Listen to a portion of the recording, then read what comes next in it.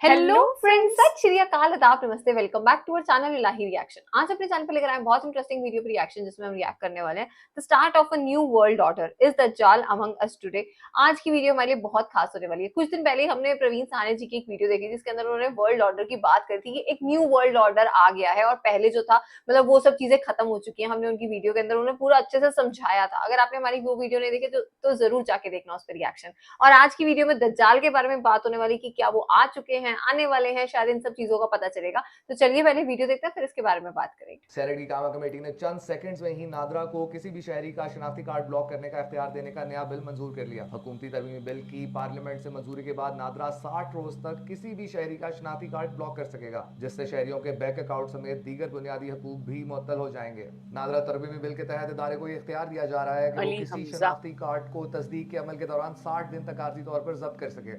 इसके अलावा ऐसे अफराद के CNIC भी ब्लॉक किए जा सकेंगे जो मुबैना तौर पर कानून से बच रहे हों या अदालती और कानून नाफिज करने वाले इदारों के अहकामात पर अमल ना कर रहे हों। यह बिल 3 मार्च को सेनेट में आजम नजीर तारड़ ने वजीर दाखिला मोहसिन नकवी की जानिब से पेश किया था। इस हुकूमती तरमीमी बिल के मुताबिक अगर किसी शख्स का CNIC ब्लॉक होगा तो वो ना सिर्फ बैंकारी और मालियाती निज़ाम से बाहर हो सकता है, बल्कि मोबाइल सर्विसेज, सफर और कई सीएनआईसी होता सरकारी क्या और है? निजी सहूलियात तक इसकी रसाई भी महदूद हो सकती है। पाकिस्तानी गवर्नमेंट जो है वो पूरा सिस्टम जो है उसको एक दफ़ा रीवैम्प कर रही है। उसमें होगा क्या, डिजिटल वाउचर्स क्रिएट किए जाएंगे जिसमें शायद 20 litre per month petrol assign किया जाए टू अच्छा। व्हीलर्स के लिए। ये डिजिटल वाउचर जो है वो आपके CNIC और बाइक के रजिस्ट्रेशन नंबर के साथ लिंक होगा। आप यही वाउचर डिस्पेंसर पे जाके स्कैन करेंगे तो वो प्रॉपर ट्रैकिंग रखेगा कि आपने कितना कितना ले कंज्यूम कर लिया है? लिया और कितना रह गया, और एट अ टाइम ओ शायद माय लिमिटेड गॉड। आपको फ्यूल ही मिले एक सिंगल फिल अप पर। दुनिया में इस यार वक्त जो ये टोटल सारा पॉपुलेशन प्रोपागेंडा कंट्रोल पूरे यानी अपने मुल्क के आई थिंक अवाम को व्हीकल्स सिस्टम वगैरह का ये सब गुलाम बनाने की बिल्कुल जो तैयारी इको चल रही है, फ्रेंडली बहुत से करने की लोग वजह से इसको हो रहा वक्त हो की या उसे ज़रूरत इलेक्ट्रिक समझते करने हैं की या सोच फिर रही है पूरी हंगामी तरीके हालात से। जो कि कुछ टाइम के बाद ठीक हो जाएंगे। लेकिन दरअसल ये कितनी बड़ी प्लानिंग और आपके साथ धोखा हो रहा है, ये एहसास आपको तब तक नहीं होगा जब तक आपको अंदाज़ा नहीं होगा कि आप किस हद तक इसके अंदर गहरा दस चुके हैं।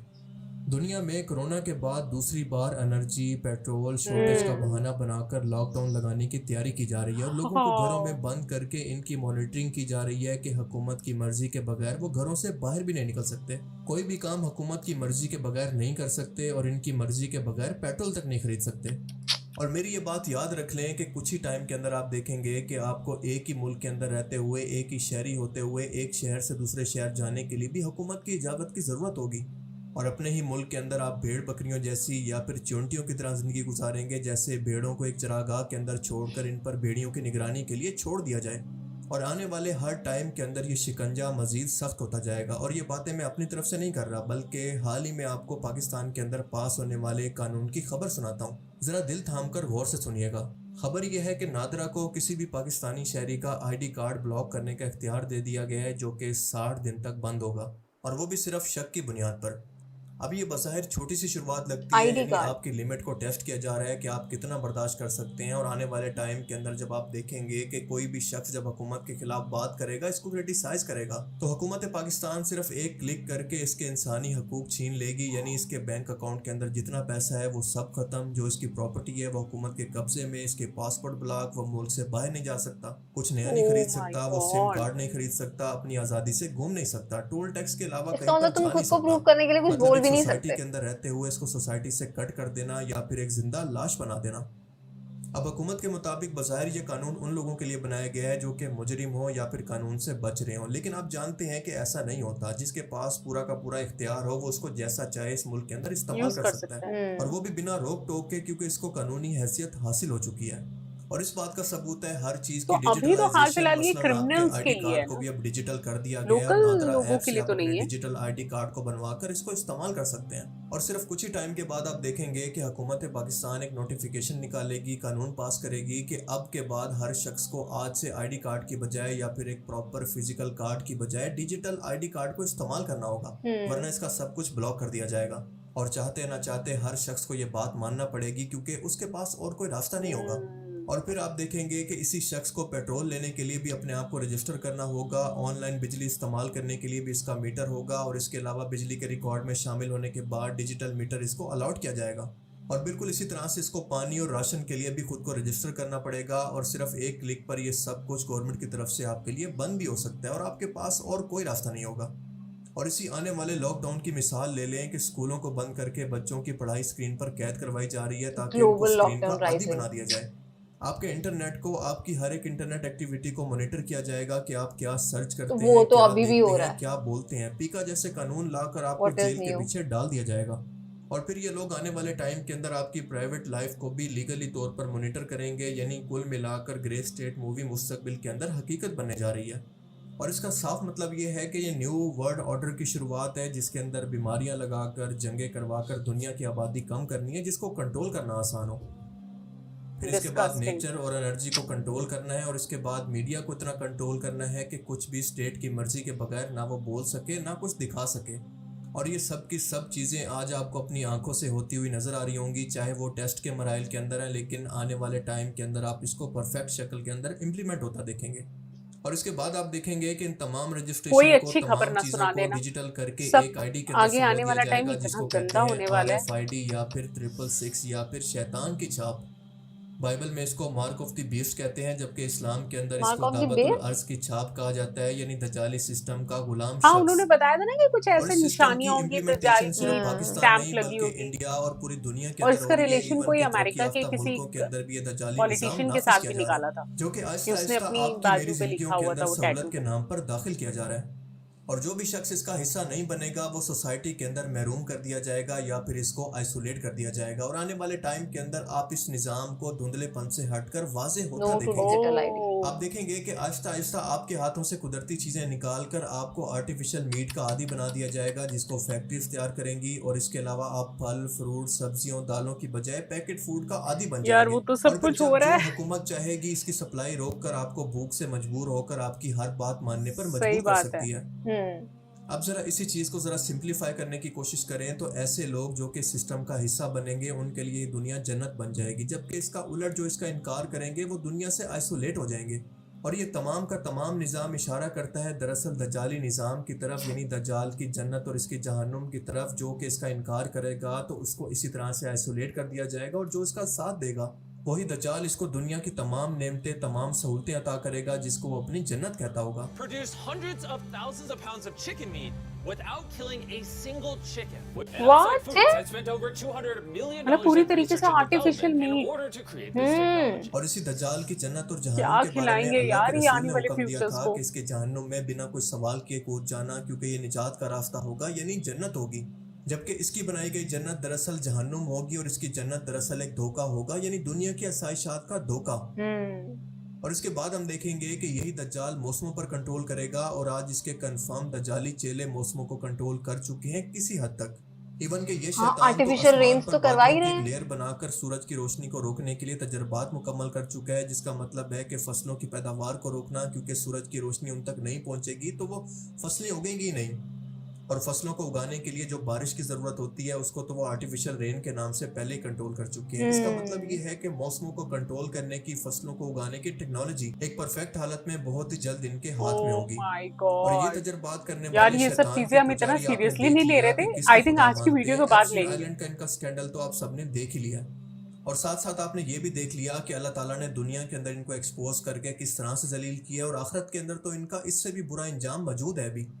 और शैतान की यही तो फितरत है कि वो इंसान को अपने जाल के अंदर फंसा लेता है, उसको इस्तेमाल करता है और इसके बाद दुनिया और आखिरत दोनों के अंदर इसको जलील करवा देता है। और फिर कुछ ही टाइम के अंदर आप देखेंगे कि टोटल कंट्रोल का ये निज़ाम आखिरकार तैयार करके आपके गिर्द हर तरह का शिकंजा कसकर जल्द ये निज़ाम दज्जाल के हवाले कर दिया जाएगा।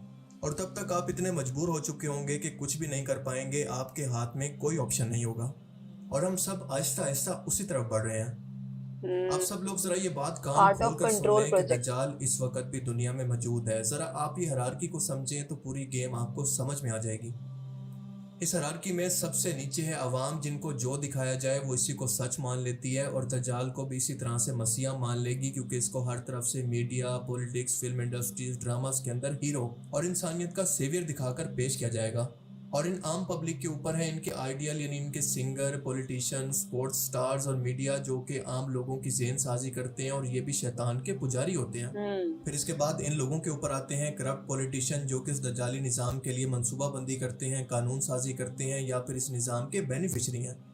और फिर आई इसके डोंट नो, टॉप पर हमें है तो सबके ब्रिटिश रॉयल नाम फैमिली, समझ में आ ज़ायनिस्ट रहे और फ्री मेसन जो कि डायरेक्ट कि शैतान किनका से नाम लेना कमांड्स लेते चाहते हैं हैं। कि कैसे कैसे दुनिया के अंदर इसका निज़ाम नाफिज करना है। रॉयल और बदले फैमिली। में शैतान को राजी करने के रिवॉर्ड के तौर पर ये शैतान इनको इंसानी फितरत को वाटिकन। जानकर गुमराह करने और इनको कंट्रोल करने की मंसूबाबंदी सिखाएगा अपने हज़ारों साल के तजर्बे के बुनियाद पर।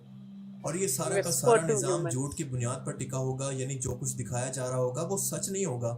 और ये बात कॉमन सेंस की भी है कि अगर कुफ्र अपनी असली शक्ल के अंदर दुनिया के सामने आ जाए तो हर शख्स इसको पहचान लेगा, और इसलिए झूठ और कुफ्र हमेशा शक बदलकर खुद को मसीहा और सच्चा दिखाकर सामने आते हैं, जो वो असल में नहीं होते लेकिन होने का दावा करते हैं। और इसीलिए कुरान पाक में अल्लाह फरमाता है कि सच को झूठ से मत मिलाओ क्योंकि ये दोनों चीज़ें बिल्कुल अलग अलग हैं। हाँ और ये छोटी सी कुरानी आयत कितनी गहरी बात कर रही है, इसका मतलब आपको आज से पहले कभी भी इतना गहराई में समझ नहीं आया होगा। क्योंकि दज्जाल भी यही करेगा, झूठ को सच से मिलाएगा जो कि वो है नहीं और खुद को वो बनाकर पेश करेगा, यानी इंसानियत का सेवियर, उनका मसीहा, जो वो असल में है ही नहीं। यानी वो दजल करेगा, धोखा देगा। और हदीस मुबारका दज्जल। के मुताबिक मुसलमान औरतें मगरबी बेहयाई से मुतासिर होकर दज्जाल की हिमायत के अंदर पीछे भागेंगी। मुसलमान इनको पकड़ने की कोशिश करेंगे, घरों में कैद करेंगे, लेकिन वो बाहर निकल आएंगी मेरा जिस्म मेरी मर्जी के नारे लगाकर।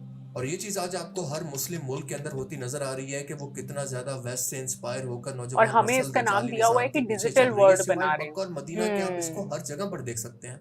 इट्स काइंड ऑफ इसी शैतान दज्जाली का वर्ड। सबसे बड़ा हथियार यानी दज्जाल इस वक्त भी इस निज़ाम को देख रहा है बल्कि कंट्रोल भी कर रहा है। और हदीस शरीफ के अंदर आता है कि दज्जाल का खरूज होगा, ना कि वो पैदा होगा। ज़रा अल्फाज पर गौर कीजिएगा। और आप अच्छी तरह से जानते हैं कि खरूज उसी शख्स का होता है जो कि दुनिया में मौजूद हो या फिर कहीं पर छुपा हो और अचानक से सामने आ जाए। एक और हदीस में आता है कि वो गुस्से की हालत के अंदर बाहर निकलेगा जब इसके हज़ारों साल के बने हुए निज़ाम को इमाम मेहदी अलैहिस्सलाम ने चैलेंज किया होगा। और इमाम मेहदी के आने की वजह से ये निज़ाम इतना कमज़ोर हो जाएगा कि मजबूरन इसको इस निज़ाम को बचाने के लिए बाहर निकलना पड़ेगा, और वो भी गुस्से की हालत के अंदर। आज दुनिया के ये लीडर्स जिसको बॉस कहकर बुलाते हैं, जो कि आम लोगों को लगता है कि वो बॉस नेतन्याहू है, पर ऐसा नहीं है।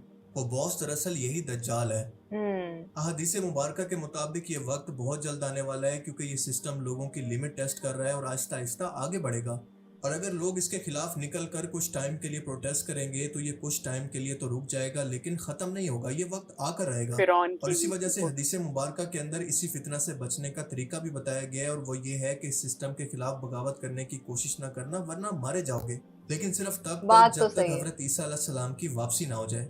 आज की जो वीडियो थी वो इतनी ज्यादा खौफनाक थी ना, मतलब उन्होंने जो जो साइंस बताए दज्जाल के, और वो ऐसा लग रहा है कि वही सब साइंस चल रहे हैं, जैसे आर्टिफिशियल रेन और क्या कहते हैं जब दज्जाल आएंगे जो वो हमें जो मतलब आर्टिफिशियल जिंदगी जिसको हम अभी अपना बहुत अच्छा मान रहे हैं कि हाँ बड़ी गाड़ी है, बड़ा घर है, तो बस यही सब चीजें, मतलब वही वही चीजें आके दज्जाल भी हमें दिखाने वाला है जिसको वो स्वर्ग बताएगा। मतलब वो सारी चीजें देख के इतना ज्यादा डर लग रहा था ना। और जो न्यू वर्ल्ड ऑर्डर की बात हुई, डिजिटलाइजेशन, जो क्या कहते हैं मीट खिलाएंगे लोगों को, और वो भी जो कि एक्चुअल नहीं होगा, वो सब देख के काफी ज्यादा डर लग रहा था। एक तरीके से देखा जाए तो डिजिटल वर्ल्ड का नाम देकर वो जिस धोखे में हमें रखने वाले हैं, तो वो सारी चीजें अब हमें धीरे धीरे समझ आनी शुरू हो रही है कि जिनको वो आर्टिफिशियल रेन का नाम देके कह रहे थे कि इससे पोल्यूशन कम होगा, इससे लोगों को राहत मिलेगी, वो एक्चुअली में राहत नहीं है। वो हमारी बहुत सारी ऐसी चीजें जिनको नुकसान पहुंचा रही है। स्पेशली अगर एग्रीकल्चर फील्ड में बात की जाए तो वो एक बहुत बड़ा चैलेंज है वहां पर।